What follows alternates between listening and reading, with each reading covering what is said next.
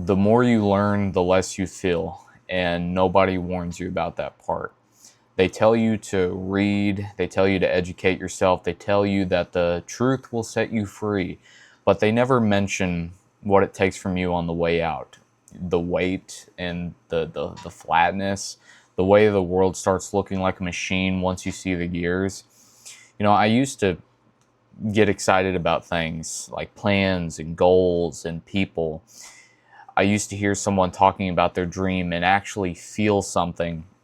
And now I catch it, and my first thought is the failure rate, the odds, the quiet way most people abandon what they said that they were going to do within the first 6 months. And that's not cynicism, it's just pattern recognition. And pattern recognition is the tax you pay for paying attention. And I really started paying attention and looking at the world about 2 years ago, not scrolling past it, but just studying it. The 9 to 5 structure. You trade your entire life for a check that doesn't even cover the life that they told you it would buy. My grandparents' generation, they worked one job, and it handled everything. Mortgage, car, family, vacations. Now you put in the same hours, sometimes even more, and you're Googling whether you can afford a studio apartment when you try to talk about it. Some boomer in the comments tells you to just work harder, stop buying the fucking caramel macchiato lattes, completely ignoring the fact that that same fucking boomer inherited a house, paid $12 for a fucking college degree, and walked into a pension. But I need to grind more. Yeah, sure. And that was the first crack, the work thing, realizing the game is just completely rigged before I was even born. But it didn't even stop there. It never stops once you start. Relationships.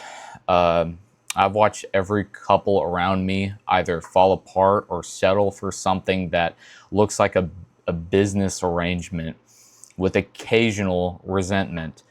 And I'm not saying love doesn't exist. I'm saying most people don't have it and pretend they do because being alone in this world feels like a death sentence. So they hold on to something mid and call it enough. And the guys who aren't in relationships, half of them aren't even trying to become someone worth being with. They'd rather goon for 6 hours and spend 30 minutes than spend 30 minutes building something. And that's not an exaggeration. That is the actual landscape out here. And that's what I'm supposed to have hope for. And here's where it gets personal, because I'm not above any of this. I feel the pull to the numbness, the urge to just completely check out and let the algorithm feed me something that feels like stimulation but isn't. The difference is I can't stop thinking about it. Everyone else seems fine because they numb it. They scroll right by. They don't bring it up at dinner. Me, it's all I want to talk about. I mean, how could you not? How do you see the walls closing in and just go back to your plate like nothing is happening? Nobody in my life has pulled me aside and said, "You're different now." Nobody noticed.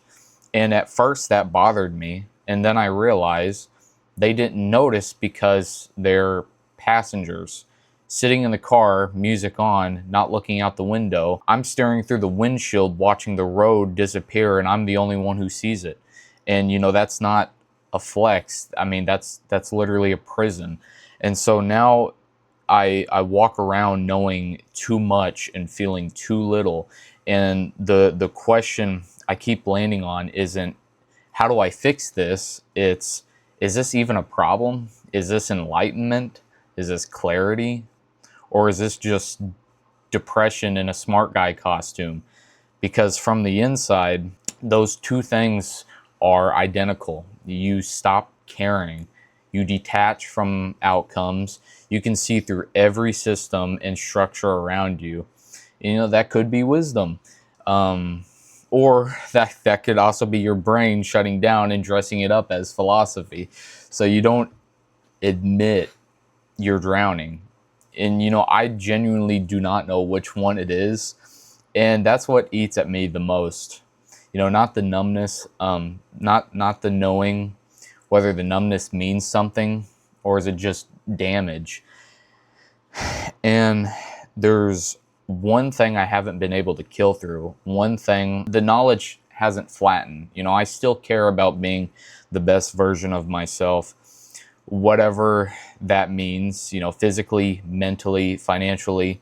You know, I still want to max it out. I still want to wake up and do the work, not because I believe in some grand reward in the end, just because it's the only thing that still feels like it's mine. You know, everything else is just noise. Everything else is a system someone else built to extract from me. But the effort I pour into myself, that's one transaction where I'm both the buyer and the product. But even that comes with a cost. You start winning even a little, and the world doesn't clap. It labels he's narcissistic. He's toxic masculinity. He's obsessed with himself. He thinks he's better than everyone. So you're trapped. Stay asleep and be comfortable, or wake up and get punished for it.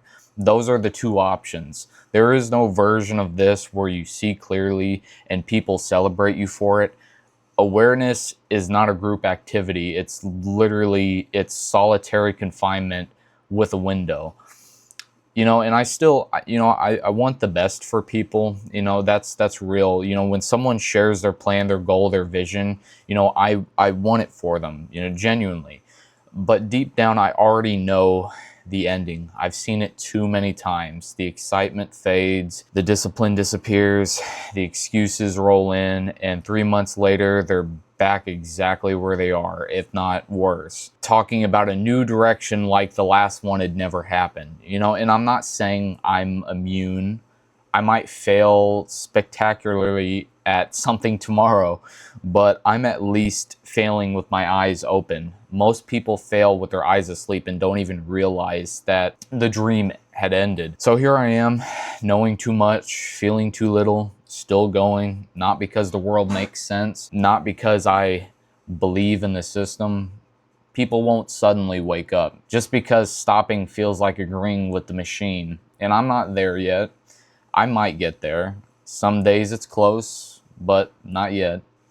And that's the thing nobody prepares you for. The opposite of ignorance isn't bliss. It's not power. It's not freedom.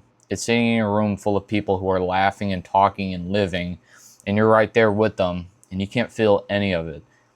You basically traded the ability to be fooled for the ability to be alone in every room you enter. And you can't give it back. And that's the deal. Nobody told you it was permanent. The truth did set you free. It just didn't tell you that free and empty feel exactly the same.